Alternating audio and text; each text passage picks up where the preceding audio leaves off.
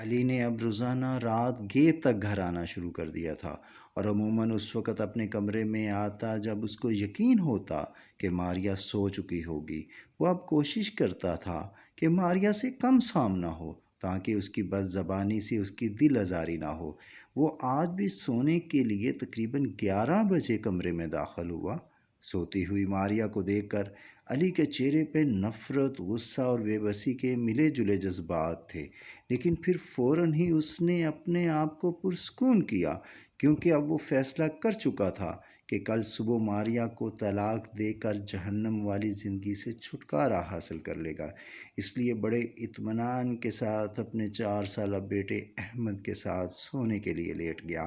ابھی چند لمحے ہی گزرے تھے کہ علی نے اپنی توجہ احمد کی طرف کی، جو کہ سانس مشکل سے لے رہا تھا۔ سردیوں میں اکثر احمد کو یہ مسئلہ درپیش ہو جاتا تھا، اور ڈاکٹرز کا یہ کہنا تھا کہ احمد کی عمر جب تک 15 سال نہیں ہوگی، سانس کا مسئلہ اکثر موسم سرما میں درپیش ہوگا۔ علی نے احمد کی گردن کے نیچے ایک بڑا تکیہ رکھ دیا اور اپنا بازو احمد کے سر کے نیچے رکھ دیا۔ اس طرح کرنے سے احمد ہمیشہ آسانی سے سانس لینے لگتا تھا۔ علی اپنے بیٹے کو غور سے دیکھ رہا تھا۔ اس کی نظریں اس کے چہرے پر جم گئیں۔ علی کو اس میں اپنا آپ نظر آنے لگا۔ اس نے آہستگی کے ساتھ ننھا علی بولا اور بڑے پیار سے احمد کا ماتھا چوم لیا۔ وہ سوچنے لگا کہ کیا طلاق کی صورت میں احمد کو ماریا کے ساتھ جانا پڑے گا؟ نہیں، وہ بڑبڑایا۔ وہ اٹھ کر بیٹھ گیا۔ اس کو ایسے لگا کہ جیسے زمین اس کے نیچے سے سرک رہی ہو۔ آنکھوں کے گرد اندھیرا چھانے لگا۔ سانس حلق میں اٹک رہا تھا۔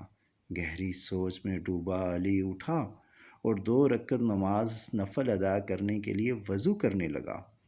اگرچہ وہ باقاعدہ نماز ادا نہیں کرتا تھا، لیکن جب بھی بہت پریشان ہوتا، وہ اپنے اللہ کی طرف متوجہ ہوتا۔ اس نے نماز ادا کی، کچھ دیر سجدے میں پڑا رہا۔ آنسو آنکھوں سے نکل کر جائے نماز پر گر رہے تھے۔ علی کچھ دیر جائے نماز پر بیٹھا احمد اور ماریا کو دیکھتا رہا، سوچتا رہا، پھر اٹھا اور احمد کے پاس چلا گیا۔ وہ فیصلہ کر چکا تھا کہ وہ احمد کو اپنے سے کسی بھی صورت جدا نہیں کرے گا، اور نہ ہی ماریا سے چھینے گا، کیونکہ وہ بھی تو اس کی ماں ہے۔ سوچنے لگا کہ سارا دن اس کی غیر موجودگی میں ماریا ہی تو احمد کا خیال رکھتی ہے۔ اسے ماریا کی مثبت یادیں آ رہی تھیں۔ ہر انسان خوبیوں اور خامیوں کا مجموعہ ہوتا ہے۔ زندگی کو آگے بڑھانے کے لیے انسانوں کے مثبت پہلوؤں پر نظر رکھنی چاہیے۔ رات کی تاریکی علی کے لیے اجالا ثابت ہو رہی تھی۔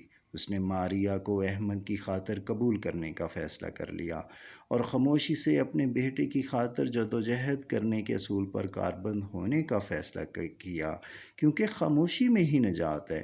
اس نے عہد کیا کہ ایک نئی زندگی اور نئی دنیا بسائے گا۔ وہ یہ بھی کوشش کرے گا کہ ماریا اور اس کے درمیان ہم آہنگی فروغ پائے۔ وہ سوچ رہا تھا کہ ہر انسان کو سب کچھ نہیں ملتا، لیکن اسے تو احمد کی صورت میں سب کچھ مل گیا۔ اس کا بیٹا ہی تو اس کی جنت تھی، اس کی کل کائنات تھی، اور اس کا عشق بھی۔ Please subscribe the channel and press bell icon for next coming 2 stories.